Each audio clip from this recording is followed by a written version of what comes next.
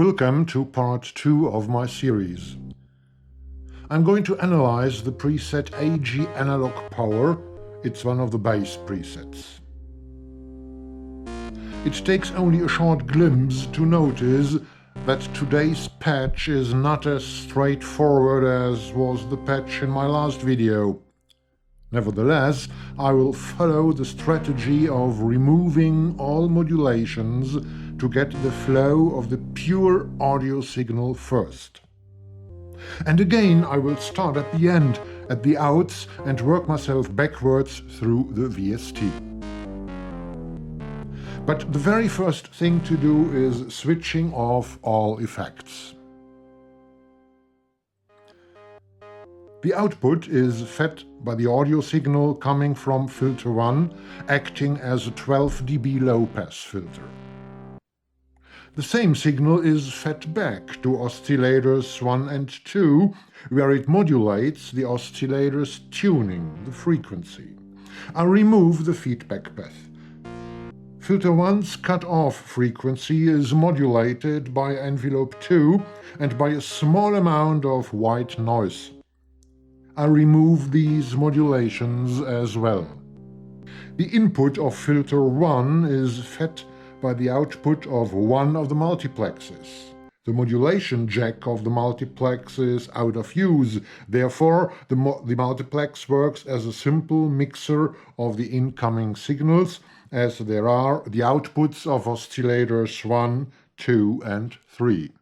The path of the pure audio signal reads oscillator 1, 2 and 3 to the multiplex, to the filter, to out 1.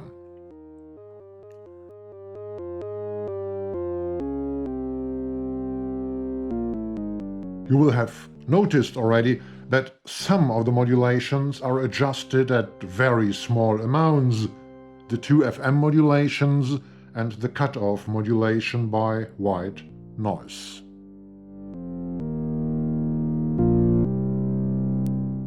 Let's listen to the changes we made so far.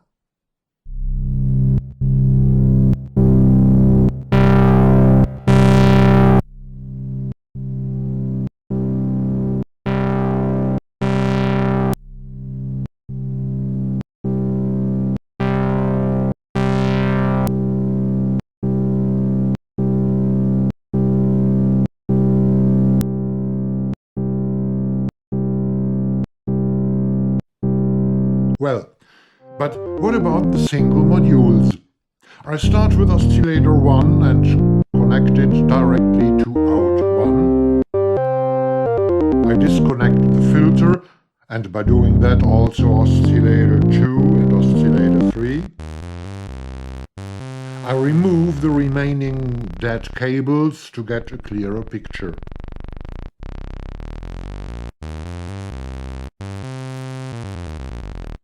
Oscillator 1 produces a very deep sound. It's a saw wave.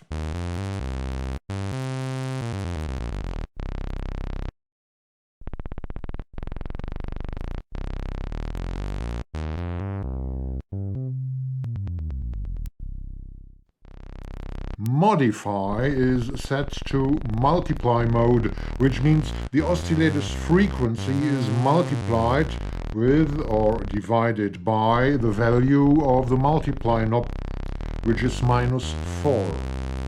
Minus means dividing, so the oscillator's frequency is divided by 4, meaning transposed down by exactly 2 octaves. Oscillator 1 acts as a sub-oscillator in the path. Later we will see that all 3 oscillators are adjusted at the same value in the multiplex. So it is necessary to reduce the output volume of oscillator 1 to prevent this sub-oscillator from getting too dominant in the sound. Let's go to oscillator 2.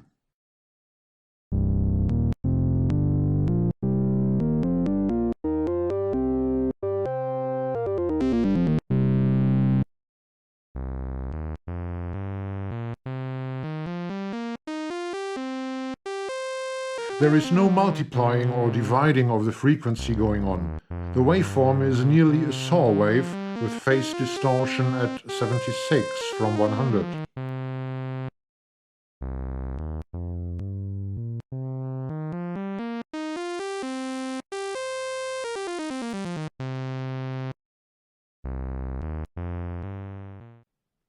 Let me reapply oscillator 1 to listen to the first of the 3 engaged oscillators together.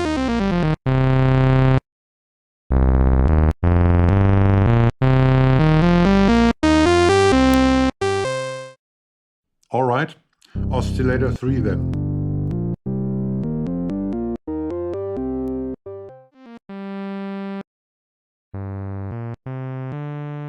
Oscillator 3 is detuned against oscillator 2 by 7 half tones up. What is the fifth? For example, the interval from C up to G. Okay, of course, you had already known that. The waveform is only quite the same as we found at oscillator 2. Phase distortion is adjusted to 71 instead of 76, what makes the sound a little bit darker with a little less higher partials. Let me demonstrate the difference with a single note.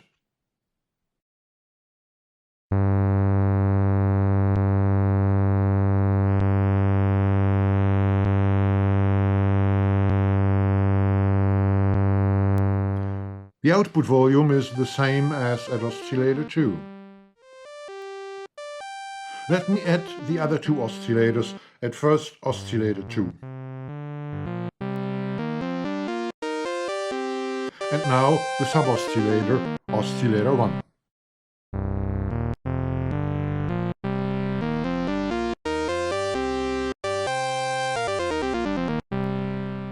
The audio signals from oscillators 1, 2 and 3 are mixed in a multiplex.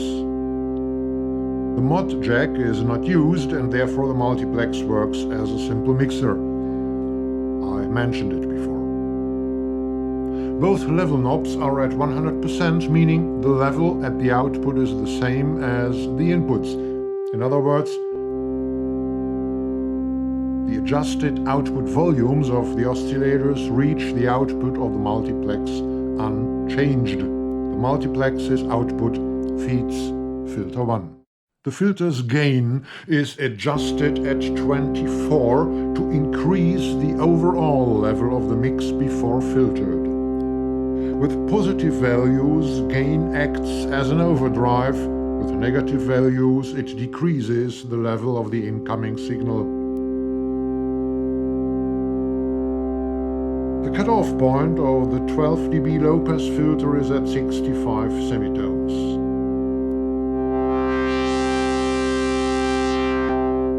With an adjusted value of 23.50, resonance emphasizes the frequencies around the cutoff point remarkably. Key follow is only at 19.5. The filter characteristic is not completely sustained across the whole spectrum of notes. Higher notes, treble, suffer more under the low-pass filter than lower notes, bass.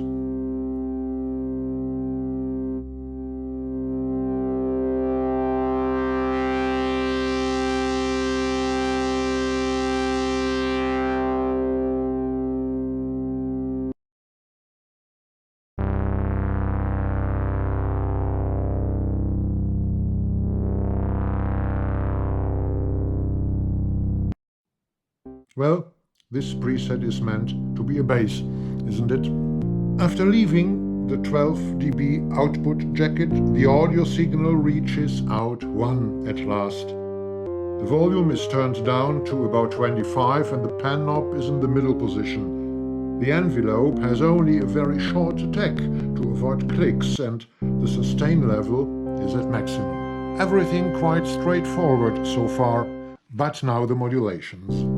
Well, there are some more interesting things going on in the patch's realm of modulations.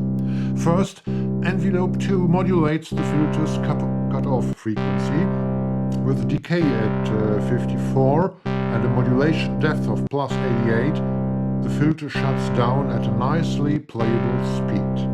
As velocity and amp mod are at 100, your play can get quite expressive.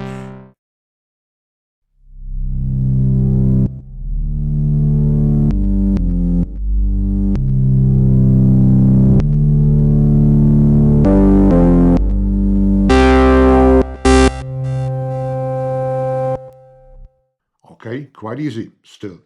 But there is a second source modulating the filter's cutoff: white noise. The amount is only 4, but the sonic effect is clearly audible. The sound gets, well, of course, noisy. Not too much, but a bit. The filter's cutoff seems to work kind of less precise, a little dirty, in other words, more analog.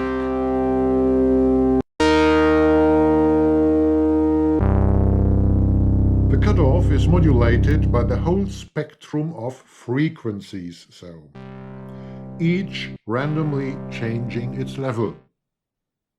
Therefore, the cutoff frequency itself changes randomly at a lot of different frequencies and to a lot of different amounts, the latter limited by the modulation knob's adjustment at only 4. Let me call it the analogisation of the filter. And now the time has come for an interlude. Those of you who don't want to dig a little deeper but rather continued analyzing the patch may skip this interlude. It's about different ways of adding noise to a sound. The noise modulating the filter is of course not just let through the filter or something like that. The noise is just a modulation source. The noise we hear in the patch is newly produced by the filter itself because the cutoff changes rapidly and randomly. I want to compare white noise going through the filter and white noise modulating the cutoff. I choose the init patch, change the signal to a sine wave and send it through the filter with cutoff at maximum. I lead white noise through a multiplex to the filter as well. I use a multiplex because I want to dim the level of the noise. Then I filter the sine wave's frequency out using a cascade of external equalizers.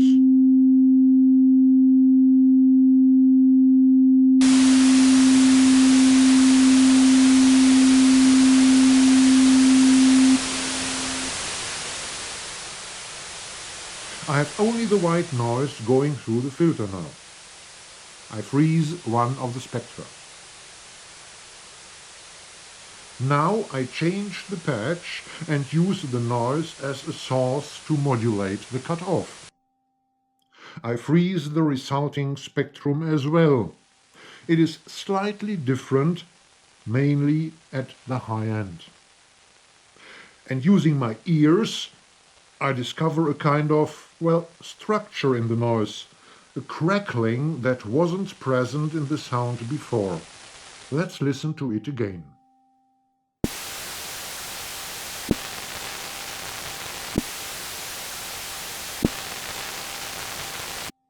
End of Interlude 1. Back to the analysis of the patch. The next modulation I'm going to talk about is the modulation of the oscillator's frequency, its pitch. Oscillator 1 is modulated by the 6 dB output of the filter, and oscillator 2 is modulated by the filter's 12 dB output.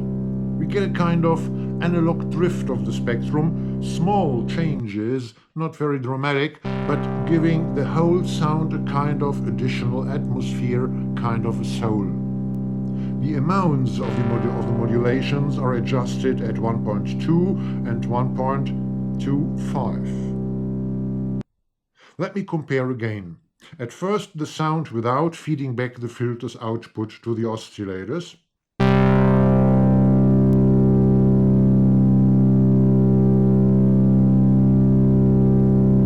Then, with feeding back to the frequency or a modulation of oscillator 2.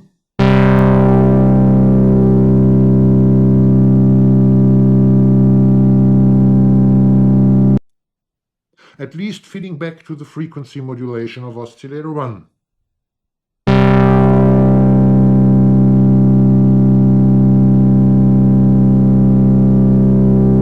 I'd like to swap the 12 dB output and the 6 dB output of the filter to compare the sounds. The original sound at first.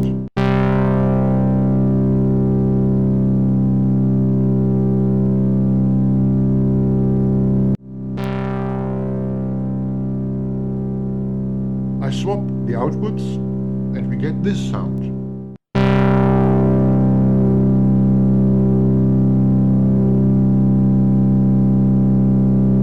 Let me compare both sounds and their corresponding spectra.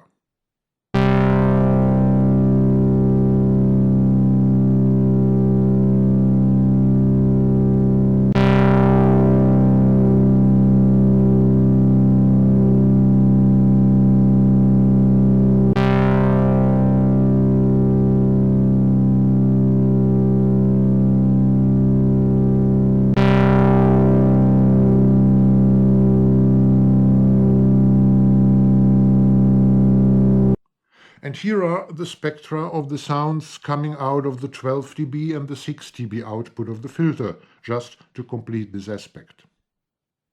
I can't help playing around with the amounts of modulation a little.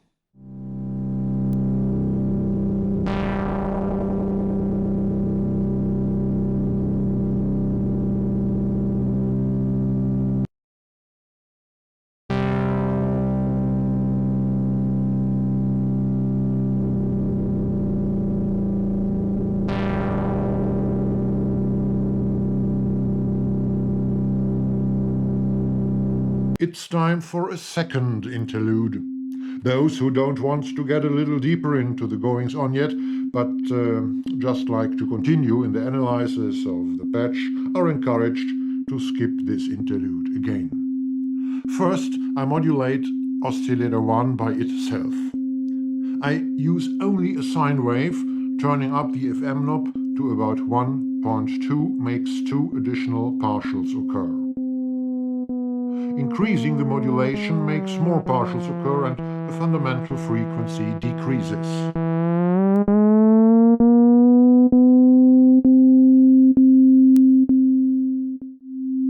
Using oscillator 2 as a modulation source doesn't change anything at first. Of course it doesn't. I change the frequency of the modulator now. This time the fundamental tone stays the same, as I don't change the intensity of the modulation, but the additional partials change their frequency.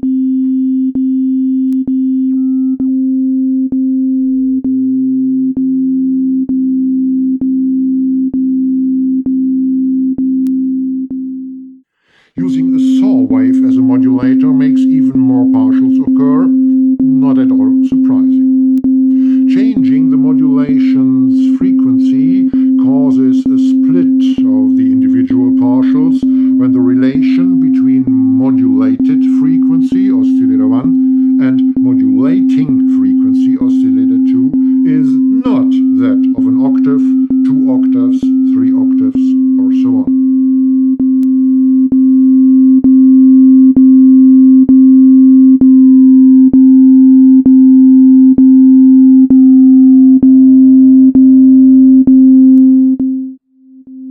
I apply the filter now.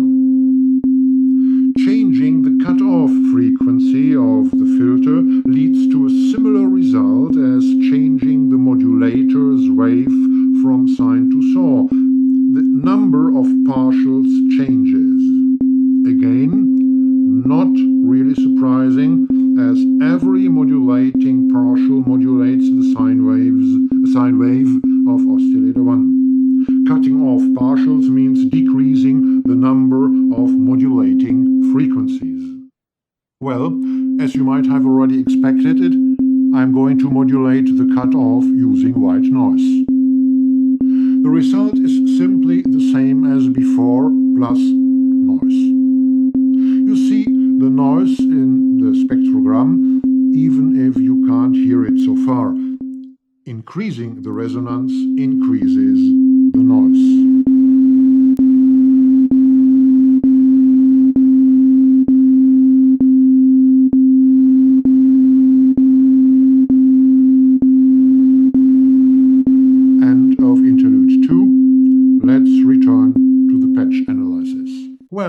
There is not much left to say here in the analysis.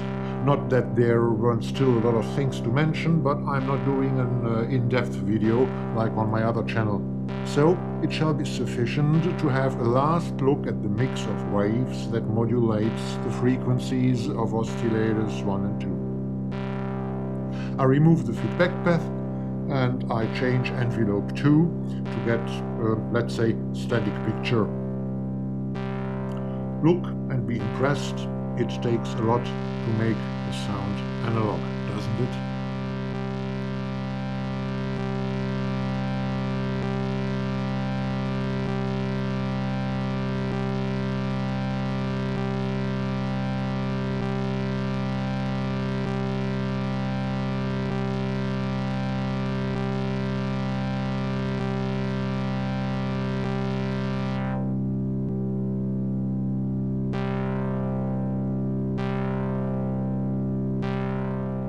Alright, back to the original patch.